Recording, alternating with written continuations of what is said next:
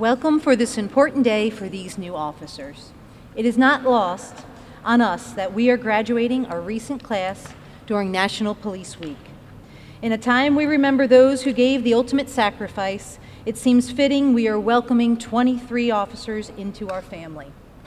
I think our fallen brothers and sisters are smiling down on us today. Please let's pause for a moment of silence to honor them and the loved ones left behind. I'd like to thank friends and family for being here in celebration, and I'd like to thank our RPD personnel who are here in support, and our council members and other jurisdictions. Thank you all. The 129th class was the biggest class we've seen in our training academy since 2020, where 121st graduated 26. I will admit, when the 129th started, I thought for sure we would lose at least 3 on that first warm and welcoming day. But the 129th held strong. They fought, they persevered, they learned to work as a team. We all got to see them grow as people and become competent, hardworking police officers. These officers here today endured 32 weeks of training. They were challenged and pushed to earn their badges while displaying grit, determination, and commitment. Then they expanded their skills and techniques into successful field training. The journey from recruit to officer is an epic one. And now let's hear what it was like as we welcome to the microphone the 129th class president, Officer Nathaniel Levine, to sum up the class and their training experience.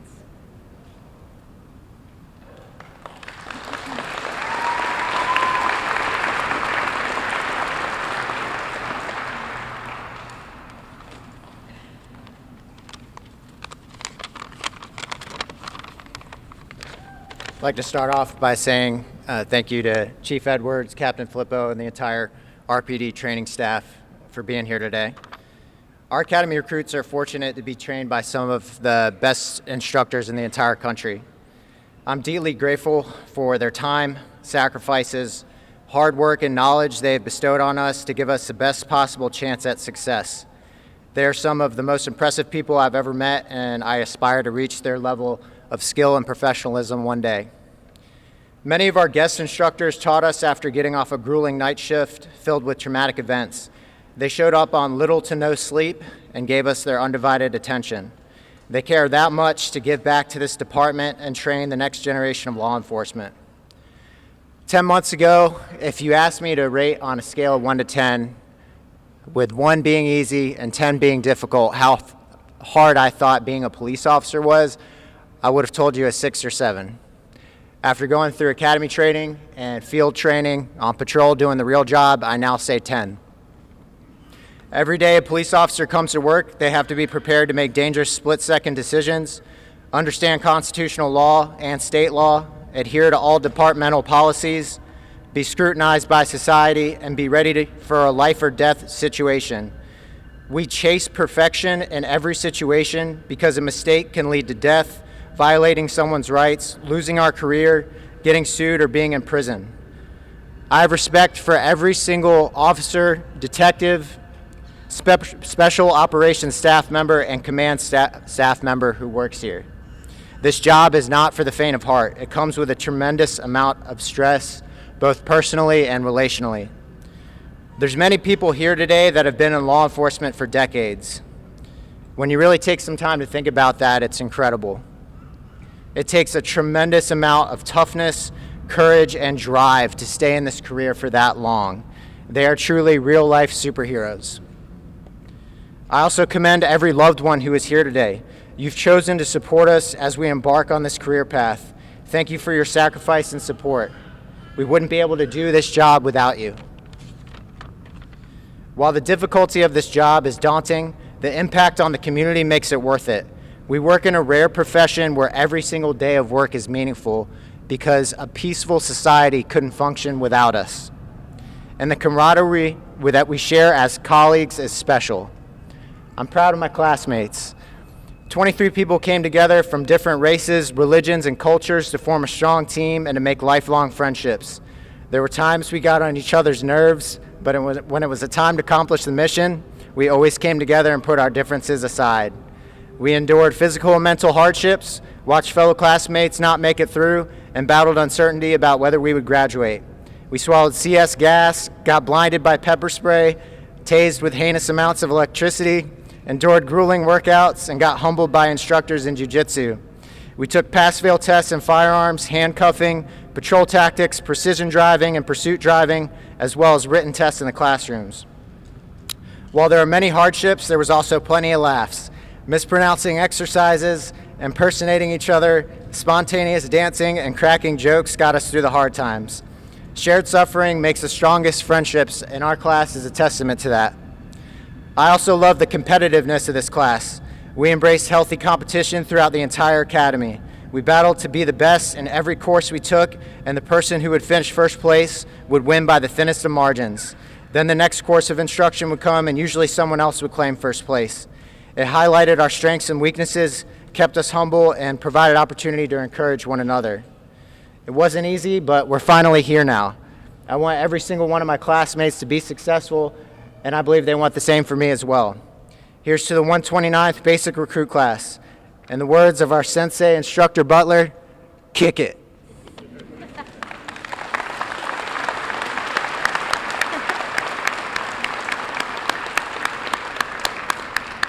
Thank you, Officer Levine. You've heard a little bit of what the Academy consisted of. Now let's take a look at what's become a tradition at RPD graduations, a video documenting the recruit experience that provides a small sampling of what they did to get here today. This video was produced by our own RPD Public Affairs Unit.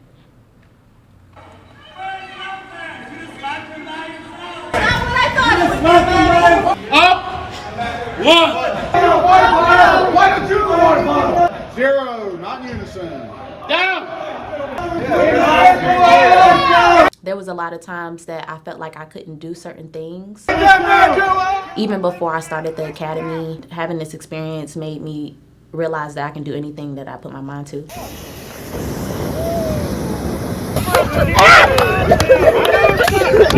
It's painful, burned. Lasted a lot longer than I anticipated it. I felt like I was dying. The burning, but once you get through it, it's crazy because my experience. I feel like I want to go through it again just to see if what I felt was truly what I felt or if it was just mental.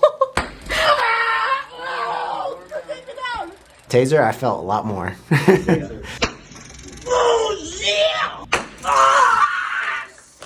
What's a taser? More of just not being able to move my body because your legs lock up and everything. Taser. I was able to move my arms just for a little bit. But other than that, it was a quick 5 seconds. How many fingers? OC spray was probably one of the worst days of my life. You can do it. Okay. I didn't like it. It would hurt. Yeah. Gotta get on the radio.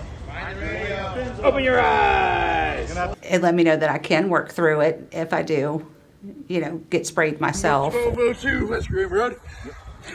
Now what do you do? Medical assistance required.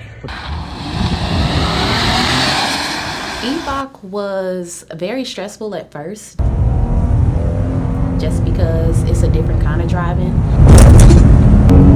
Right on Everett towards Mechanicsville. I had a blast with EVOC. It was really the first time I ever really pushed myself in a vehicle. I had my doubts about my performance. I'm not the best driver, but I guess I did pretty well in EVOC. You think your dad would be proud of you for passing EVOC? I hope so, instructor. Right on the Mechanicsville Turnpike. Say thanks, Dad, for blazing the path here at RPD for me to pass EVOC. Thank you, Father, for setting high expectations. Now go away. Yes, instructor. Today we're doing scenarios. We're testing out on scenarios as part of patrol tactics. Yes, sir. Can you stand up for me real quick? I definitely got humbled in a scenario, got put on my back. So that definitely was something that clicked for me. The teamwork that we had as a class. I'm clean now. Like, I ain't been doing nothing. You ain't been doing nothing? It was amazing. Roll over on your side, sir.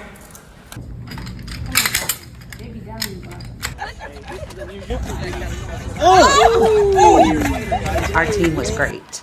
That was fun.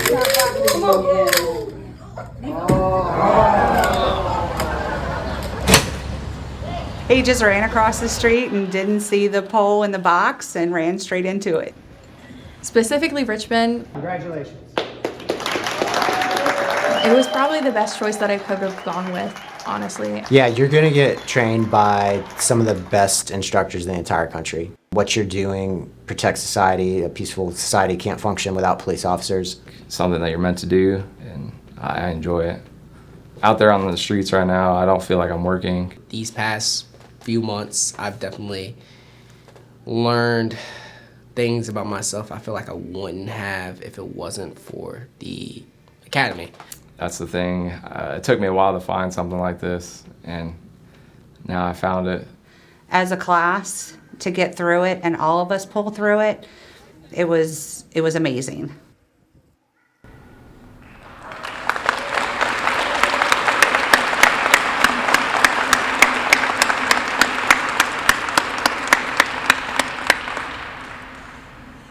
And now to assist in presenting the awards to the class, Training Academy Acting Sergeant McTurnan and Instructor Butler. Chief, if you would also come up, please.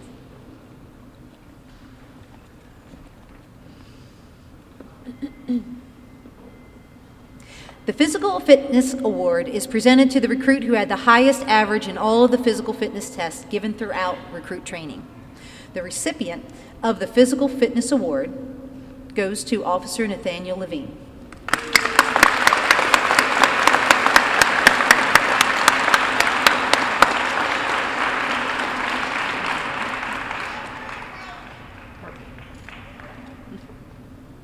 Thank you. The Emergency Vehicle Operations Award, the EVOC Award, is presented to the recruit who displayed outstanding judgment and control while operating a police vehicle.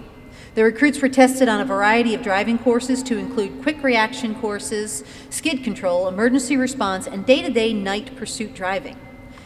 The 129th top driver is Officer Bryson Sable.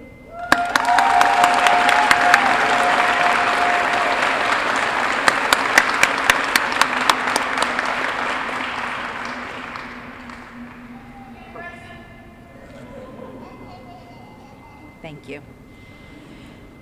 The Jerry Kiefer Firearms Award. This award is given to the recruit who obtained the highest average score on all of the department and DCJS firearms qualification courses.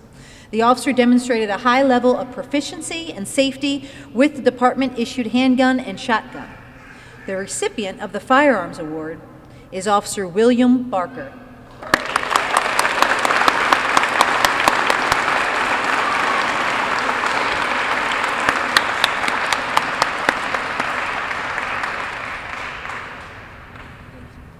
Thank you. Captain Vernon F. Mike Hall Award. This award is named in memory of Captain Hall for his contributions to police training. This award is given to the recruit that maintained the highest academic average throughout recruit training. The recipient of the Captain Vernon Mike Hall Award is Officer Cody Golke.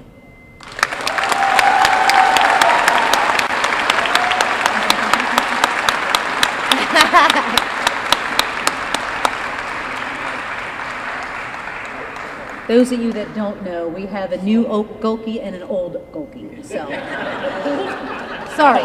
I'm sorry. Sorry, never mind. Big and little? Can we say big and little? Little Golke. Little.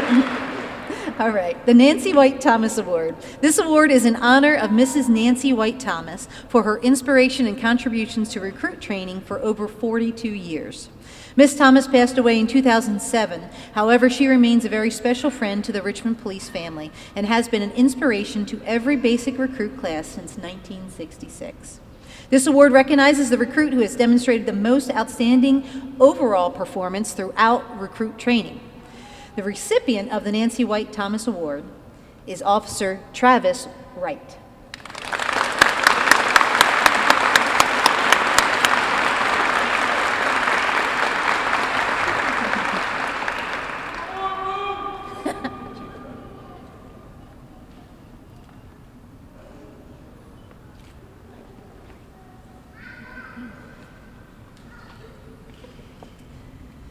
the J.D. Ross Servant Leadership Award.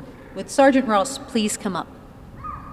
Servant leadership is defined as a philosophy and set of practices that enrich the lives of individuals, builds better organizations, and ultimately create a more just and caring world. This award is named in honor of retired RPD Sergeant James Ross, otherwise known as JD.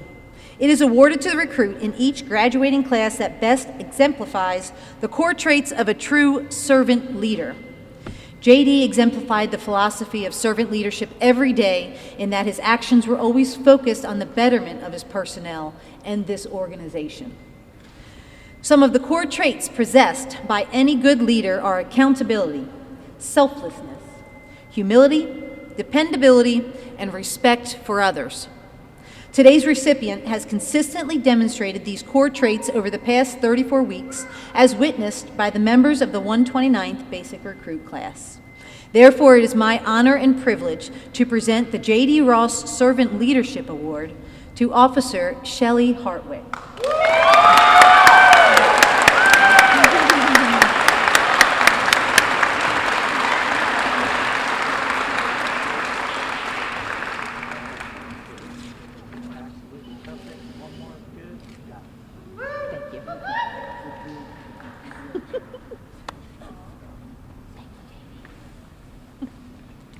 Thank you all. Thank you, sir. The officers were sworn in on March 13th here at the Academy. This was a private ceremony as we recognized there was still more work to be done. I know because we had 23, our auditorium room was pretty filled, even though we said keep it limited, and it was a good turnout of support by close family. Once a recruit is sworn in, they must complete 8 weeks of intensive, eye-opening field training. During this time, trainees put into practice the many lessons learned through their 32-week academy. Field training is divided into 4-week phases, each conducted under the guidance of a field training officer. Trainees may be assigned to different precincts or shifts, requiring them to adapt quickly to new environments while managing the everyday pressures of the job. The initial weeks are particularly challenging. Most trainees experience significant stress, fatigue, and even headaches as the demand of the real-world policing begin to take shape. It's during this phase that many come to understand why the Academy cadre held such high standards. Throughout field training, trainees encountered a wide variety of real-life scenarios, including shootings, foot pursuits, traffic accidents, homicides, citizen calls, and community engagement events. Only after successfully completing this rigorous training are they officially certified as police officers for the City of Richmond within the Commonwealth of Virginia. So with great pride, we will move on to the presentation of badges for our newest officers of the Richmond Police Department. The symbol that represents their chosen profession is the badge. A badge is not given, it is earned. And these officers have earned those badges. Behind every accomplished officer standing here today is someone who believed in them. A devoted partner, parent, sibling, friend, or unwavering supporter. Your encouragement, sacrifice, and love have played an essential role in their journey in this moment. As a tribute to that support, each officer will now be joined by a loved one to take part in the proud tradition of pinning their badge. The officers will be presented in alphabetical order, so if those loving and supportive family and friends wish to snap a photo of the officer with Chief Edwards, come on down to the front of the stage when the officer is called. Feel free. This is not a stiff type ceremony, okay? This is a celebration of accomplishment of these new officers. So we'll also be photographing this moment and can share the photos with you as well. And then don't forget, following the ceremony, feel free to use the backdrop we have located in the rear of the room for more photo opportunities. And a little bit of cake too. All right, officers, as I call your name, make your way up. Thank you, Chief. Officer Maya Akbar.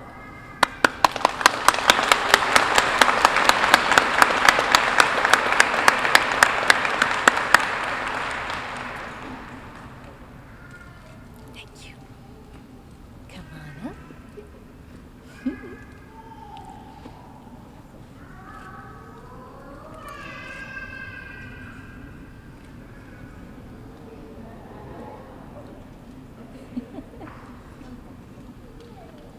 Yes.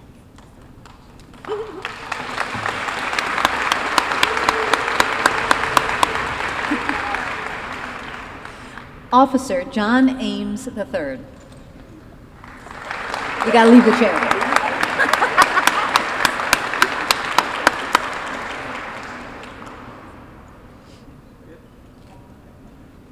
Come on up.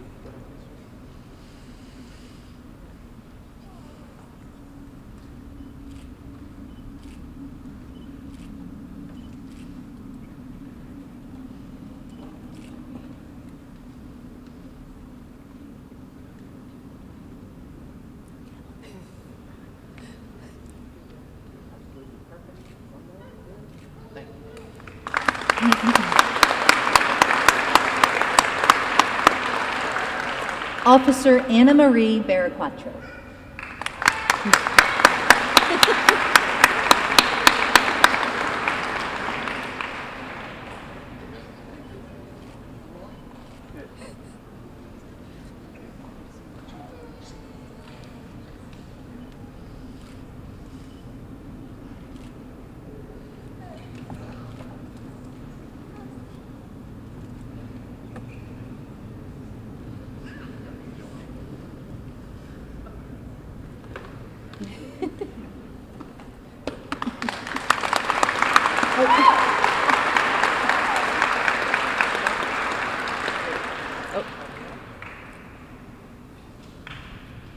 Officer William Barker.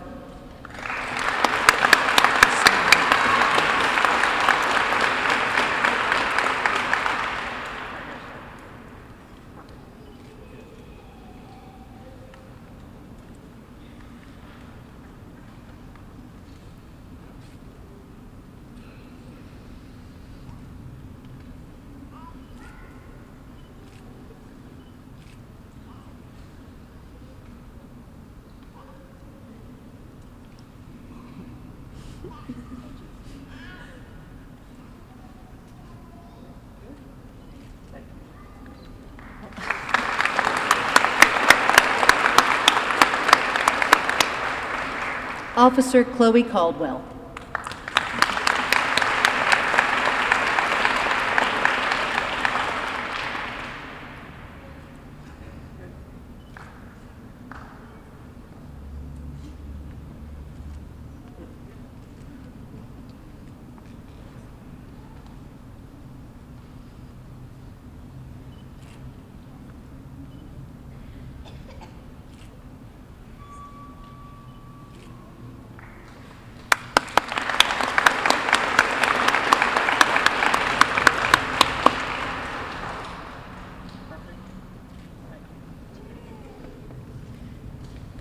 Officer Chelsea Gilmore.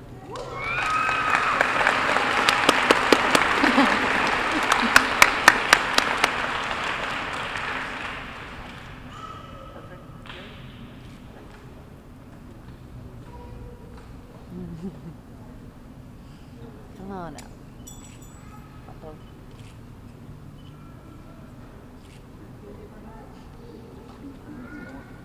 Come on.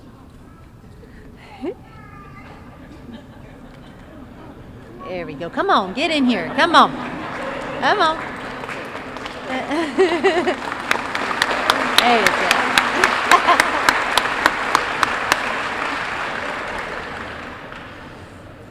Officer Cody Golke.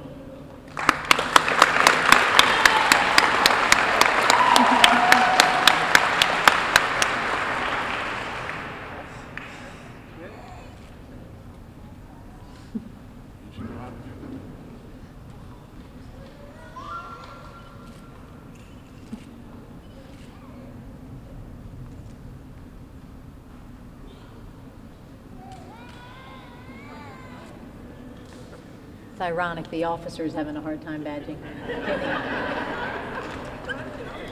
Picking on Golke today. You want to come in for a photo? Come on.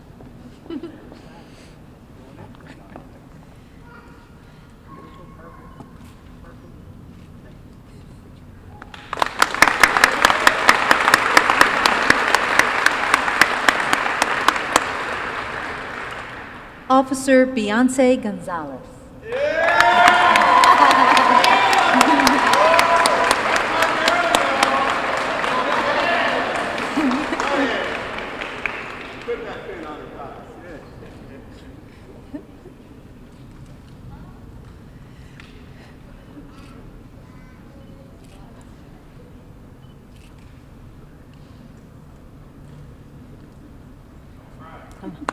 It's okay to try. Go ahead.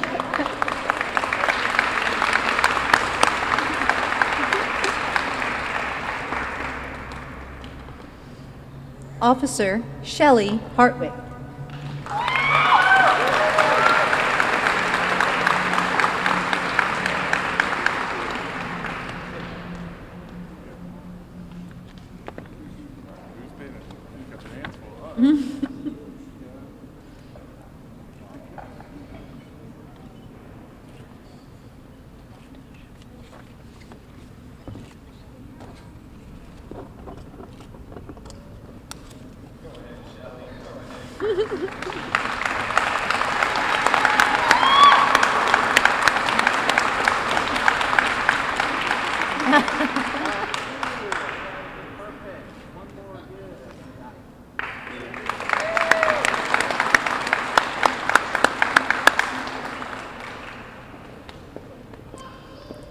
Officer Latasha Ingram.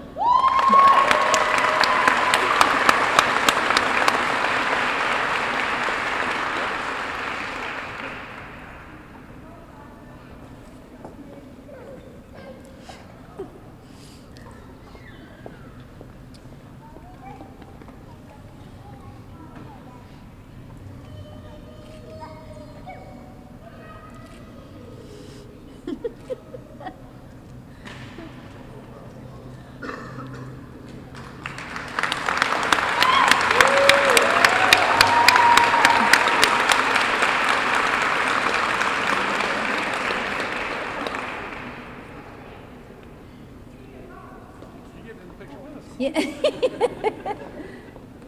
There we go. Come on, get in that picture. Yep.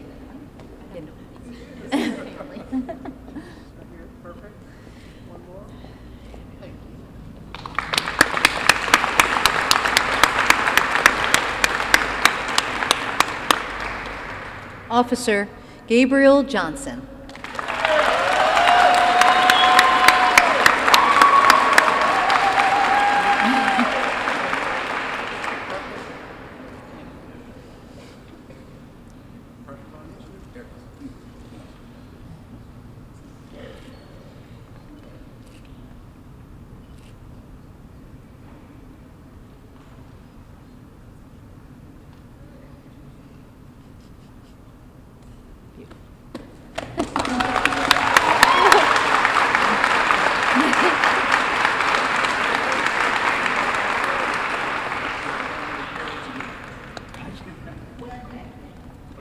Get in here, come on.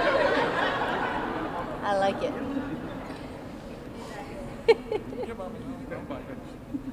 Perfect. Good, good, good. Got it. Love it.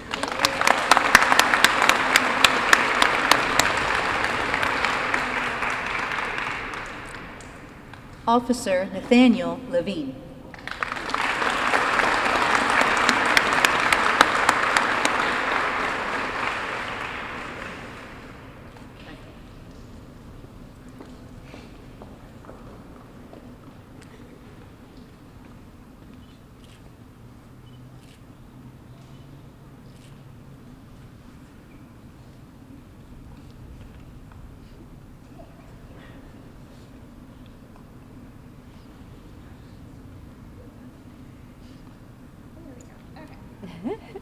You want to come in? No. Any other family? No. Walk off. They came what they had to do. Come on, come on.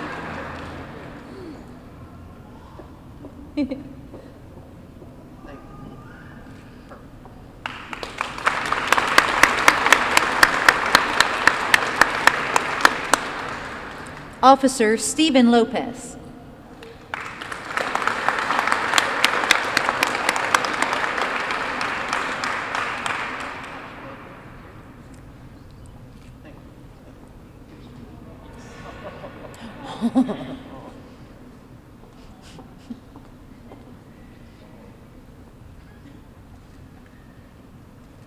Deputy Chief, you get the babysit. I trust Reba more. Yeah, Reba, could you help us out? Oh, come on. For a picture, sure. Oh. I love it.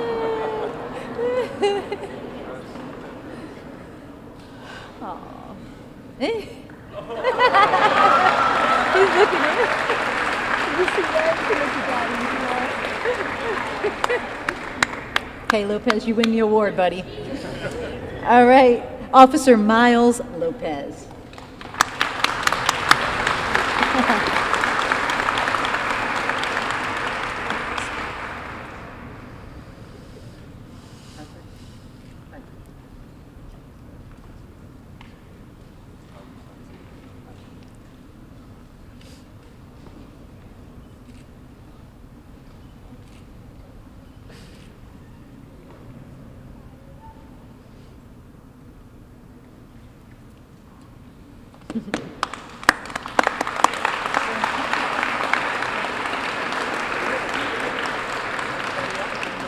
Yeah, family, you want to come up for a photo? Would you like to come up? Oh, Lopez, come back here. We're not done yet with you.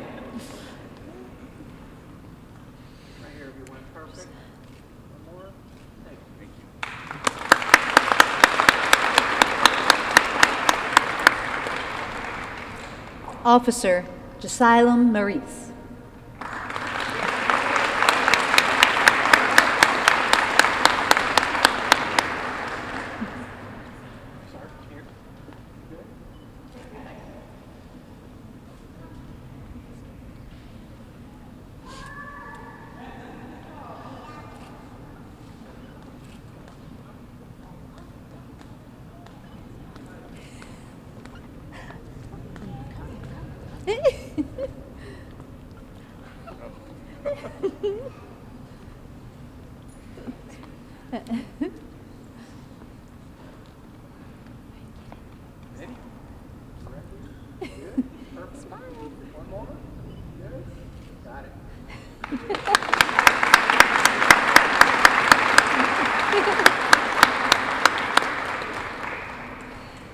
Officer Scott Newen.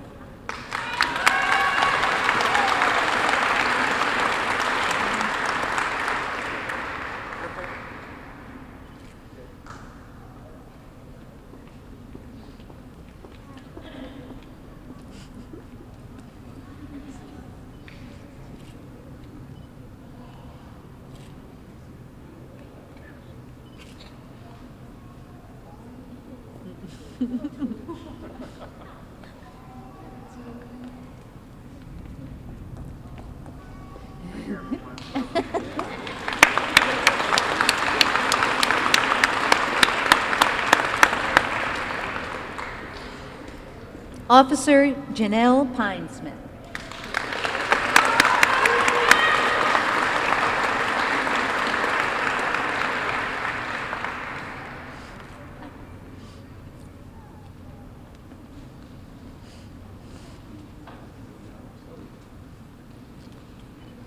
See if you beat the time, McInnes. No pressure.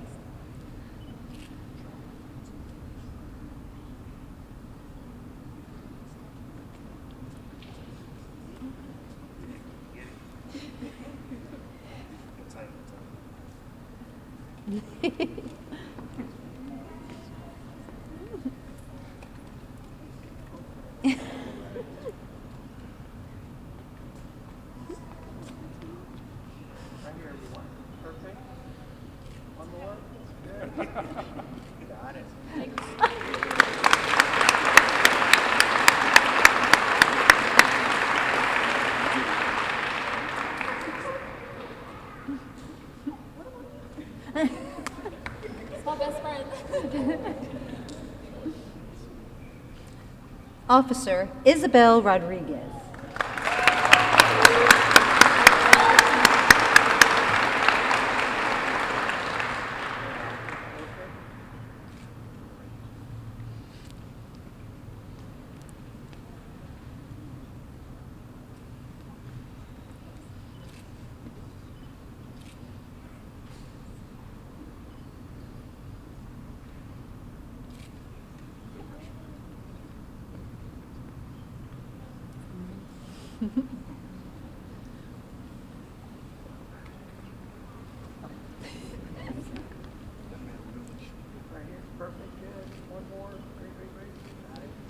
Get in there.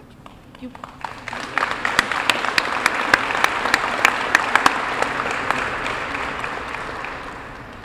Officer Antonio Ruffin.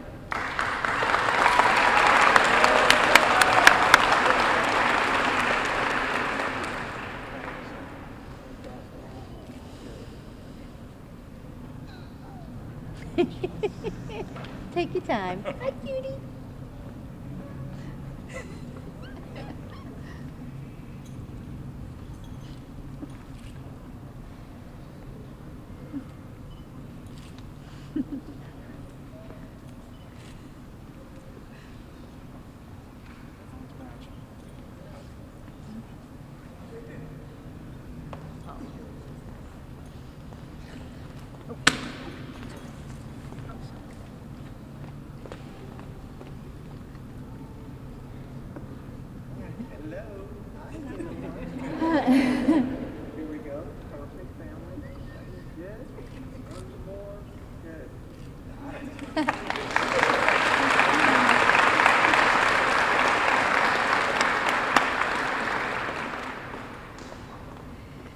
Officer Bryson Sable.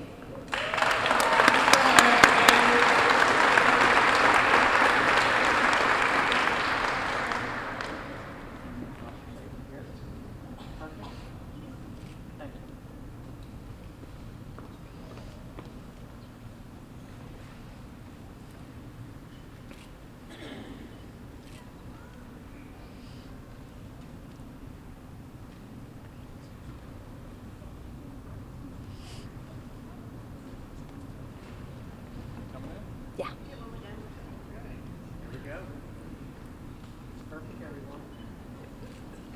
All right, come on, family. Oh, we got escapee.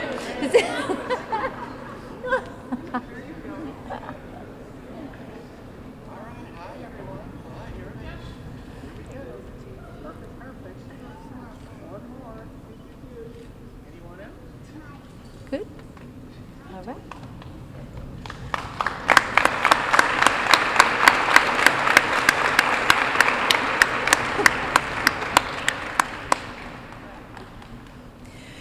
Officer Beaker Sullivan.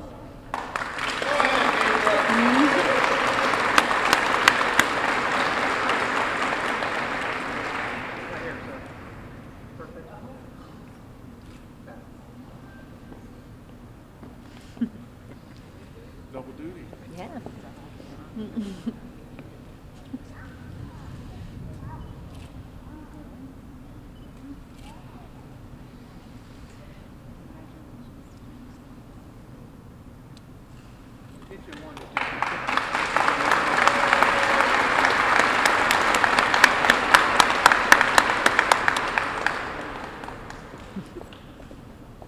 Officer Travis Wright.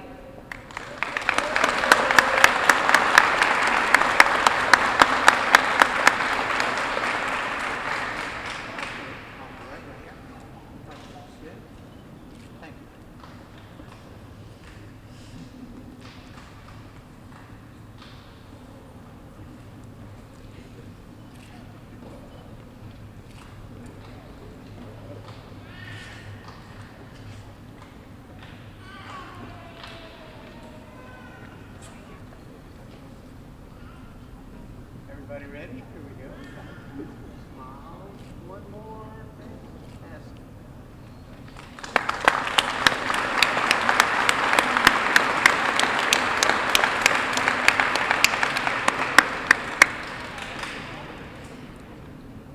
And our last officer, Dion Wright Nelson.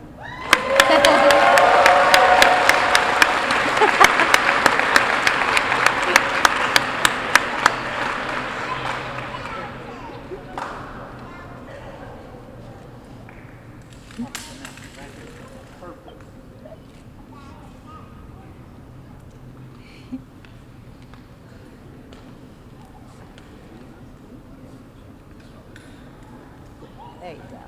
Oh.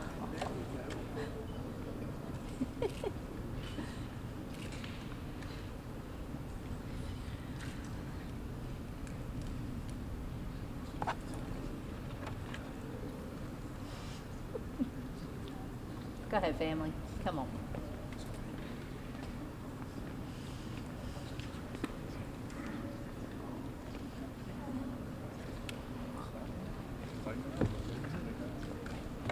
Here, family. Here we go. Perfect. Good. One more.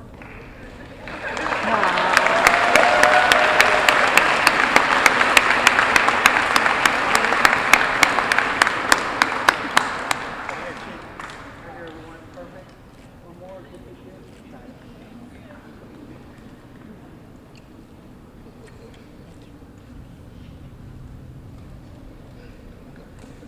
Thank you.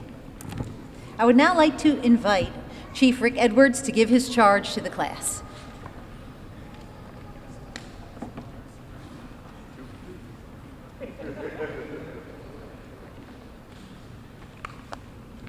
All right, let's see. Have to raise this a little. All right, sorry about that. Good morning, and thank you all for coming today. Isn't this a beautiful venue? I mean, just incredible. And you know, thank you all for coming today. I got to start by thanking our Captain Flippo, who runs our academy, and the entire cadre. Thank you for what you did. This was not an easy class to manage. So many recruits, but they did it incredibly well. And I see some of our city council folks here, Reva Trammell, Ms. Jones, and Councilmember Abu Bakar. Thank you so much for coming today. And Francis Lambert, a former council member, thank you so much for coming today and for helping us recruit officers. So you're here for an officer, you help recruit here. And I see my good friend Matt Hanley from the Virginia State Police Superintendent. Thank you, Matt, for coming. We're going to try to steal him to RPD, so just go ahead and leave when you're done. We'll talk to him offline. And I've got to thank the current and retired RPD officers. JD, I really appreciate you coming back every year. You're such an inspiration to our academy staff. But I really have to acknowledge the family and friends who you saw up here who are supporting our new officers. If you could all stand, if you're able, and let us acknowledge you today. Please stand.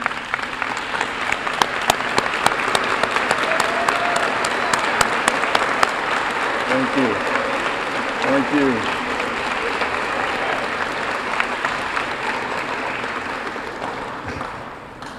It's a big group. So thank you, because none of us can do what we need to do without support at home.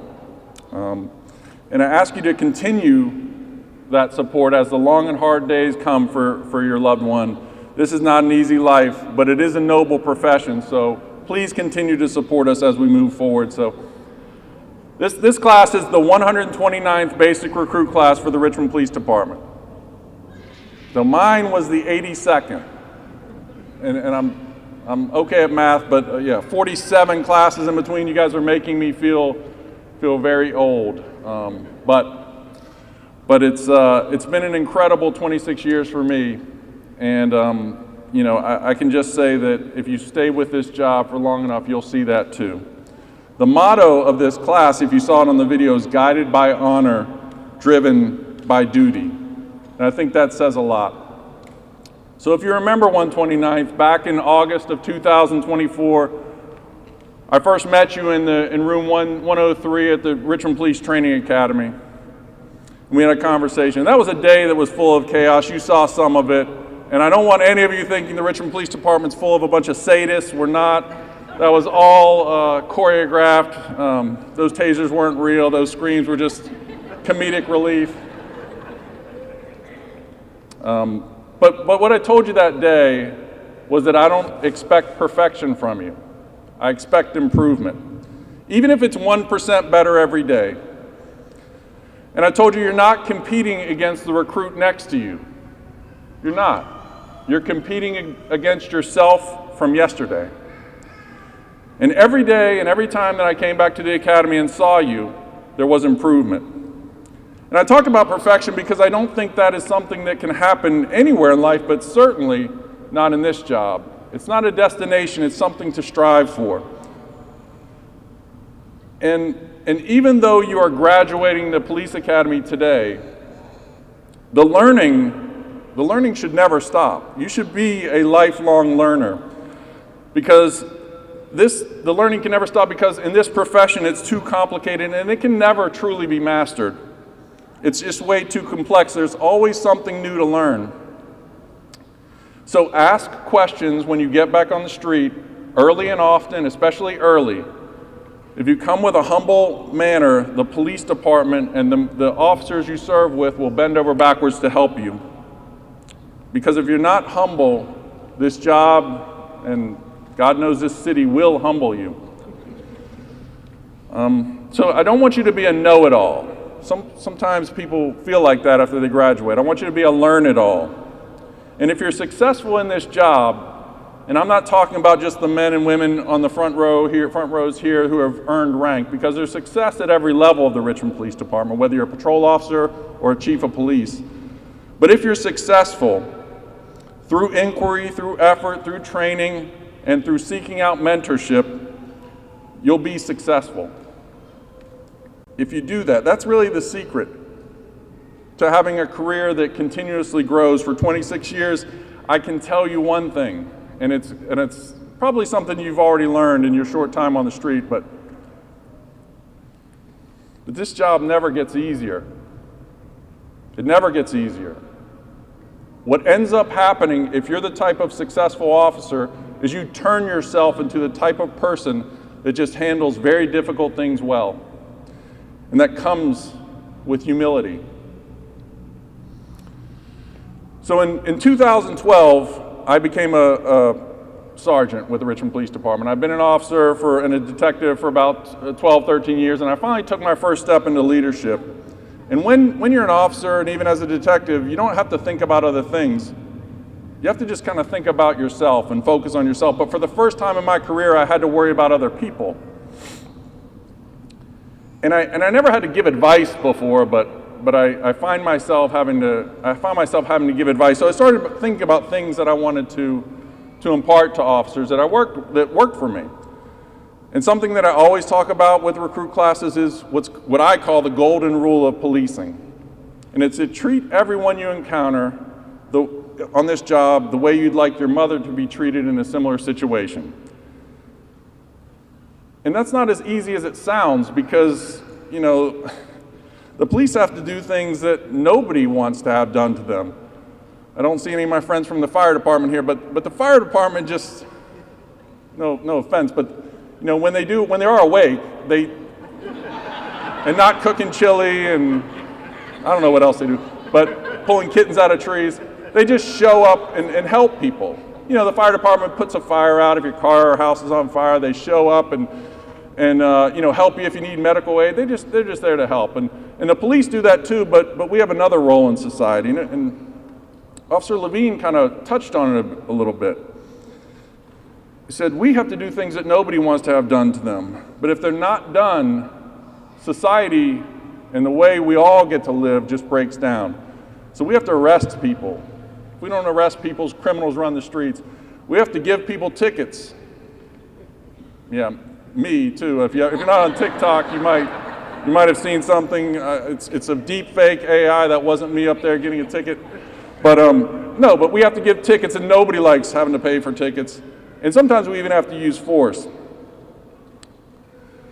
But that doesn't mean when you do those things nobody wants done to them that you can't do it in a way that's professional and you can't be compassionate. If you do those things, if you follow that golden rule of the police where you're treating everyone like your mother, you're just not going to go wrong. Unless you hate your mother. So if you hate your mother, pick someone else. If you hate your mother, we got bigger problems.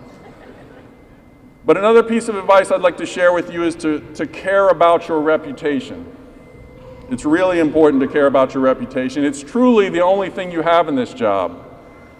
Guard it, protect it. And there's 3 different groups I want you to worry about when I'm talking about your reputation. And the first one is your peers, your supervisors, and yes, even the command staff. You should care about what your reputation is in this organization. Because the truest thing that I can say to you when you're thinking of your career long term, and I say this a lot too, but it's the best advice I can give anyone, is that you are auditioning for your next job every day you come to work. You just don't know it. So the things you're doing have an impact on your future. Do you call in sick when you're not really sick? Do you take shortcuts on a call when you know you should take that report, but you blow it off and don't take the report? Do you back up your shift mates when they're calling for help? Are you the type of officer that's the calm in the storm when you show up to that call, or are you the one that makes it worse? All those things are categorized and memorized, and I can remember people that I served with 25 years ago on the street, and it formed how I think about them. So guard that reputation with your colleagues in this organization. And the second group I want you to guard your reputation with are the prosecutors, the judges, and maybe even the defense attorneys. Don't worry as much about them, but it's still important. And I see Deputy Commonwealth Attorney Christine Cicero here. Thank you for coming, Chris. So she's one of the leading prosecutors in the Commonwealth Attorney's Office for Richmond. And it's incredibly important that you care about your reputation with them. Do you show up to court prepared, squared away, ready to go? Do you testify 100% truthfully before the magistrates and judges? Even, and this is an important thing and I want to be very clear about it, even if your honest testimony leads to a guilty person going free, because that's the way it's supposed to work. You tell the truth and you let the courts figure the rest of it out. Because no arrest, no drug seizure, no gun seizure, none of that is worth your good name. Because the law and enforcing the law is incredibly complicated. It's incredibly complicated. The Supreme Court is filled with the smartest judges in the United States, and even they disagree on certain things. So nobody expects you to be perfect. Nobody expects perfection, but what I do expect is you to be honest. And finally, I want you to care about your reputation in our community. Because I'll tell you something, if you haven't learned it yet, you will. Richmond is a small town. I mean, we have big city problems, and it's a capital city, but in essence, it's not that big, and you will be noticed in this city. People will remember you. And they'll remember how you treated them. A couple years ago, I was at a department store, and I'm walking with my son, and I'm looking out I'm buying some school clothes for him. And this happens to me all the time now that I'm the chief. People make eye contact with me, and when I walk in someplace, I'm 6'8", so people look at me anyway, and they're like, hey, that guy's the chief of police. So I saw this guy in the department store, and he makes eye contact with me, and he's a very squared away guy, physically fit, about my age. And we lock eyes, and I can tell he's getting ready to walk up to me and say something to me. And I'm assuming he's going to say something like, oh, hey, can you just have more officers come down to the Browns Island? There's too many things going on. Or they're speeding in my neighborhood like everyone says. So I assumed that's what it was going to be, but it wasn't. He put his hand out, and I shook his hand, and he said, do you remember me?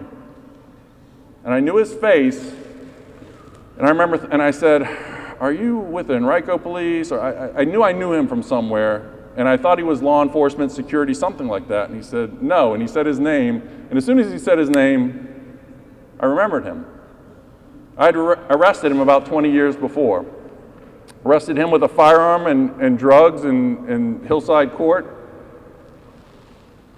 And I'm there with my son, and I'm like, oh, well, let's see how this goes.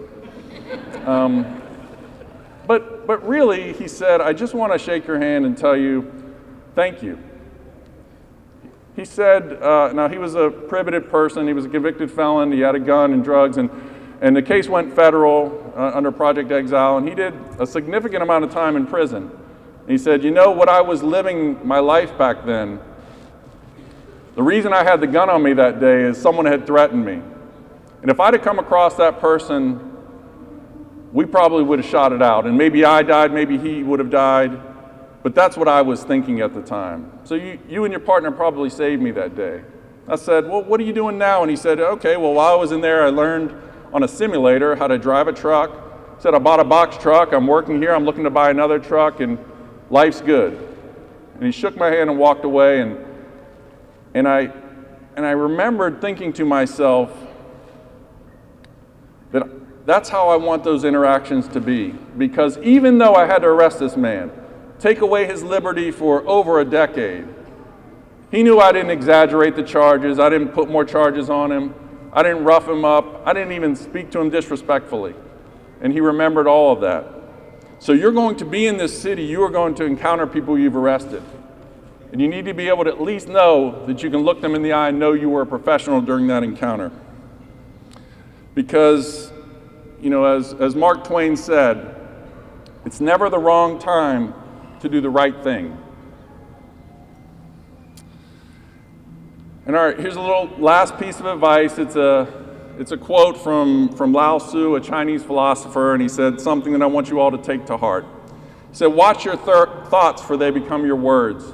Watch your words, for they become your actions. Watch your actions, for they become your habits. Watch your habits, for they become your character. And watch your character, for it becomes your destiny. All right, so no more advice from me or Lao Tzu. I want to talk about you all. And this is something that I started noticing over the last 8 weeks that I asked the command staff to come up with, because I started seeing in our weekly meetings, I started seeing all these names, these new fresh names of officers involved in some incredible things. And I was so, and even in my time going out, backing you guys up on traffic stops or being in the Shockoe Bottom running into you, I was just really impressed with some of the work. So now that your family and loved ones are here, I'd like to brag on you a little bit, okay? So I went through all of you. It might take a little bit, but trust me, there are many things more that I could have said. So Officer Akbar, and I'm going in alphabetical order. So Officer Akbar, your field training officer, commented on your great DUI arrest that you made. It was complicated. Officer Ames, it was reported that you made a great felony domestic assault arrest. Officer Baraquatro, this is an interesting one. You arrested a wanted assault suspect who fled on a bike, and then when you arrested him, he had not only crack on him, but I guess brass knuckles. This is Richmond, why doesn't he have a gun? Who carries brass knuckles anymore? All right, well that's pretty cool. Respect that. Old school. All right, Officer Barker, you made a traffic stop in South Richmond and seized an illegal firearm. Officer Cardwell, your field training officer reported that you made 4 domestic assault arrests and made those arrests without incident. And those can be some of our trickiest arrests. Yeah, all right. So Officer Gilmore, this is another, we have a saying in the Richmond Police Department, when something is just so Richmond, that it's like using Richmond as a verb. This one was so Richmond. So she responded to a attempted carjacking on Chamberlain where was it? On Hermitage. It was unsuccessful, so this individual carjacked another person. That one was successful. He drove over to Clay Street, where he broke into an apartment building, shot up the window. There was blood and forensic evidence found at the scene. Thankfully, no one was physically hurt, but we had this basic crime scene. And Officer Gilmore and her field training officer collected evidence. They found the blood trail. They did evacuations to make sure everyone in the apartment was safe. They got evidence of video analysis that really helped the detectives identify the perpetrator. So that was an interesting one. All right, yeah. Officer Golke, he responded to a suspicious death that originally we didn't know what it was going to be, whether it was a homicide or an overdose, but the field training officer remarked that Officer Golke asked all the right questions, looked for all the right clues, and it was later determined that was a overdose death. But he remarked that Officer Golke possesses a keen analytical mind. I'm sure that came from your father. He told me to say that, but yeah. So that was awesome too. So Officer Gonzalez, Beyonce Gonzalez, arrested a wanted trespasser in Southside who had a crack pipe on him. Officer Shelley Hardwick, this is another interesting one, and this one could be construed as so Richmond as well. She and her FTO took a robbery suspect into custody who had just robbed a Walgreens the day before. And there's an interesting part about this, and I want to set the expectation. It's not always going to be this easy. So that perpetrator left his wallet at the scene. He dropped it with his ID, so it matched up to the video. So we were able to make an arrest. But that was a great job. So Officer Ingram went to great lengths again on a domestic violence incident, showing true care and compassion. Her field training officer reported that this was a very complicated one, and I said that domestics are challenging not only because of the volatility and the violence associated, but also our victims oftentimes don't want to cooperate. They don't want to tell the police what they know. There's a shame aside, sometimes it's attached to it. And Officer Ingram's field training officer said that she went to great lengths to be sympathetic to that victim. Officer Gabriel Johnson initiated a traffic stop for running a stop sign. He seized narcotics, 2 firearms, a rifle and a Glock, and arrested and that person had a warrant on file too. Now, Officer Levine is the officer who took the report the night before of the Walgreens and helped find the wallet and get that guy. But he also, his field training officer sent us, he responded to the scene of a life-threatening shooting, an individual who was shot in the groin and the neck, and he secured the scene and rendered first aid and helped call Richmond Ambulance Authority. So great job, Officer Levine. Officer Miles Lopez responded to the Exxon for a trespassing call and recognized, he knew his beat that this individual was banned from the location, and from a previous arrest, he took him into custody without incident, even though the suspect was resisting, and he too had a crack pipe on him, and he was charged. So Officer Stephen Lopez responded to an aggravated assault, which the victim was beaten and threatened with a knife. Officers identified the suspect, located him, and took him into custody without incident, and he had a knife on his person at the time, so great job there. So Officer Maurice responded to a domestic violence call and took an agitated and intoxicated offender into custody without incident. Officer Nguyen, this is another incident that was very concerning to our community.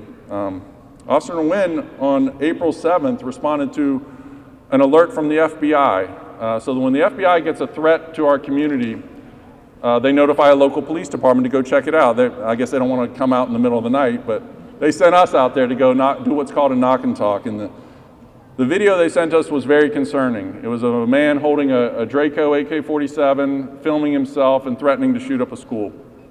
And Officer Nguyen and his field training officer went over there. They conducted an investigation. They were able to search the house and found not only that firearm that was in the video, but additional firearms, 4 additional firearms, 200 rounds of ammunition, 25 magazines, including those big drum magazines.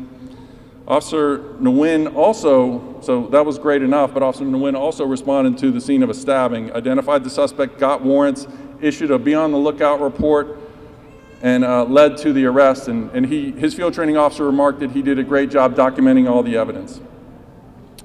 And Isabella Rodriguez located a shooting victim with a gunshot wound to the groin, and I don't know why people keep getting shot in the groin here, but was shot in the groin with her field training officer, Officer Hernandez.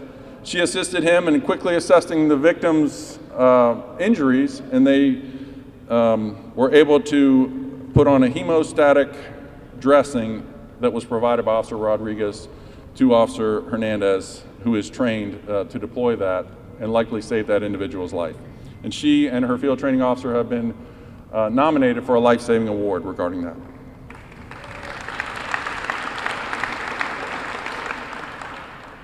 All right, it looks like I'm a little out of order, so don't worry, Pine Smith, I'm coming to you. I know I passed you by. So Antonio Ruffin. So Antonio, and I said this to him as I came up here, he's had a time in field training. He's got a couple crazy incidents he was involved in. So he responded to Hillside Court with his field training officer for there was a shooting. They were the first on the scene. He was able to provide life-saving medical care to a juvenile female who had been wounded, not only shot, but her vehicle crashed and she had injuries from that. And they were able to sustain her life to get her to a higher level of care at one of our trauma hospitals where she was able to survive an injury that easily could have been fatal. and another very disturbing incident that Officer Ruffin was involved in. So he was nominated for a life-saving award on that as well.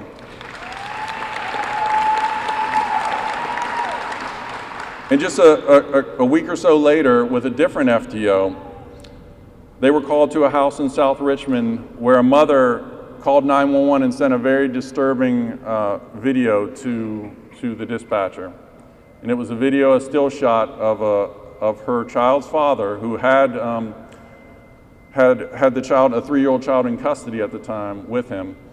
And they were in a dispute. He filmed himself pointing a loaded and cocked firearm at the baby and sent it to her.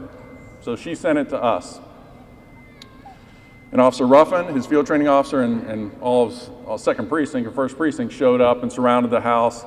They successfully called the individual out. They executed a search warrant and found a total of another 5 guns out of that apartment, and including the very specific gun with the hammer still locked back and a bullet in the chamber in that house. And they were able to get those kids out of that house and successfully rescue them.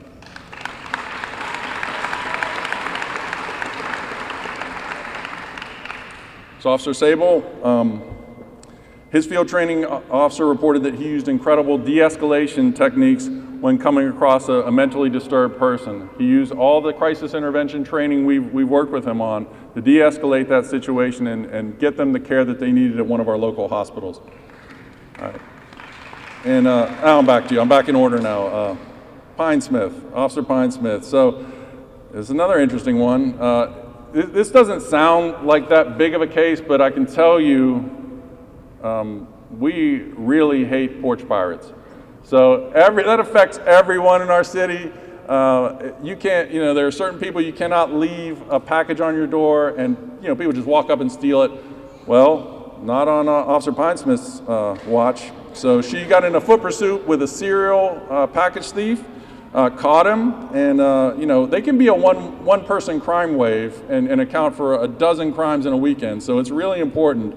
And I'd also like to say that she was also at a crime scene that I attended in Gilpin Court where a 15-year-old girl was killed during spring break. And that was a very difficult crime scene, as you can imagine. People were upset, angry. She did her job professionally. I remember seeing her. I didn't know who she was at the time. I knew the other officers on the shift, and I recognized her as one of our recruits, and I was just impressed by her professionalism in the face of what it was a very traumatic day in our city. Officer Suleiman, again, went to a mental health crisis. He was nominated for a de-escalation award based upon a woman who was suicidal and had in her care 3 children that needed to be taken from her care so she could get the treatment she needed. And he did that exceptionally well, and his supervisor has written him up for one of our de-escalation awards, so great job on that. And Travis Wright. So I wrote this one myself because maybe if you guys look at that building right there, back there, we're in the Shockoe Bottom right now. And that building right there is called the Dairy. It's a new apartment building. So on 4/6, I was out there with the troops. The Shockoe Bottom is a challenge for us. Huge crowds show up. Ms. Trammell knows this very well. Huge crowds show up. Many of them are armed. So we were there, and Major Mans and I were just kind of keeping an eye on the troops, and we heard about a fight going on right around midnight, right in front of one of the clubs. So we get up there. By the time we get up there, it's all squashed. So we go back to what we're doing. 30 minutes later, the same people are fighting again. So we go, and by the time I get there, it's breaking up. People are walking off. But Officer Wright and his field training officer noticed one of the men walking away with a purpose, very angrily. And he walks to one of his parked cars in a parking lot and comes back with an AR-15 in his hand. And there's a crowd of hundreds of people there. So Officer Wright and his field training officer immediately go up, take that gun from that individual, arrest him, seize it. We have court coming up for that, and God knows what we stopped. And I remember talking to that person and saying, for God's sake, why, number one, why do you have an AR-15 in the city of Richmond? He said, it's because of my right and I get to carry my gun. And I said, but if you're walking back into this event, what do you think people think you're going to do? A less well-trained officer might have just started shooting as soon as they saw him walking back to the crowd with a purpose. They handled it professionally and took him into custody without further incident. And yeah, great job.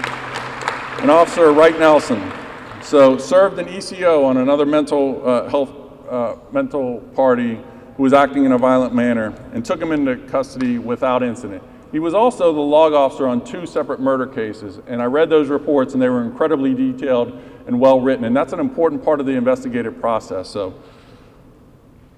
So in these 8 weeks, already you're seeing how rewarding this career can be. And for those of us who love this job, there's no other job for us in the world. I say that, I'll share with you, I've been married for 30 years, and my wife has always made more money than, she liked to lord that over me, but she's always made more money than me.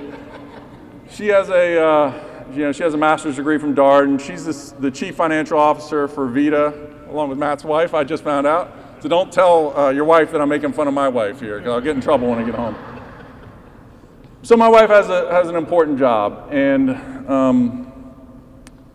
but I can tell you that in a couple weeks I'm going to a dinner party with about 5 or 6 couples, and nobody at that dinner party is going to ask my wife about her budget meetings, about her spreadsheets, about her contract negotiations. They're going to want to hear my stories. And after 26 years in this city, I've got my stories.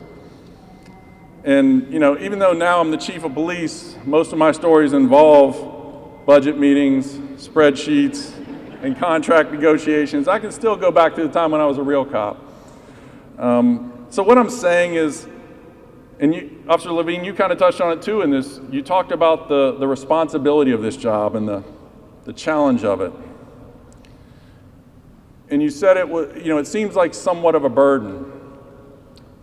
I'll just say this, the opportunity to take on responsibility is a key to having a fulfilling life. It sounds like a burden, and in a way it is, but that doesn't mean it's a bad thing. If you have a genuine responsibility in life, you'll have a life that actually matters. You will matter. Your life will have meaning, and you'll never have to wonder if you wear this uniform and wear this badge if you made a difference. So as you go on about this wonderful career, make your own stories, find your own adventures, and go out and make a difference. I'm so proud of you. This job is truly what you make of it, and I want you to go out there and stay safe. And congratulations. Great job.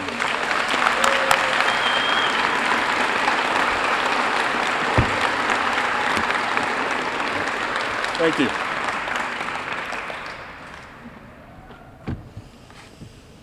Thank you, Chief. And now for the let's fix this. All right, and now for the Law Enforcement Code of Ethics. As a law enforcement officer, my fundamental duty is to serve mankind, to safeguard lives and property, to protect the innocent against deception, the weak against oppression or intimidation, and the peaceful against violence or disorder, and to respect the constitutional rights of all men to liberty, equality, and justice. I will keep my private life unsullied as an example to all, maintain courageous calm in the face of danger, scorn, or ridicule, develop self-restraint, and be constantly mindful of the welfare of others. Honest in thought and deed, both my personal and official life, I will be exemplary and obey the law of the land and the regulations of my department. Whatever I see or hear of a confidential nature that is confided to me in my official capacity will be kept ever secret unless revelation is necessary in the performance of duty. I will never act officiously or permit personal feelings, prejudice, animosities, or friendships to influence my decisions with double compromise of crime with relentless prosecution of criminals. I will enforce the law courteously and appropriately without fear or favor, malice or ill will, never employing unnecessary force or violence, never accepting gratuities. I recognize the badge of my office as a symbol of public faith, and I accept it as a public trust to be held so long I will constantly strive to achieve these objectives and ideals, dedicating myself before God to my chosen profession, law enforcement.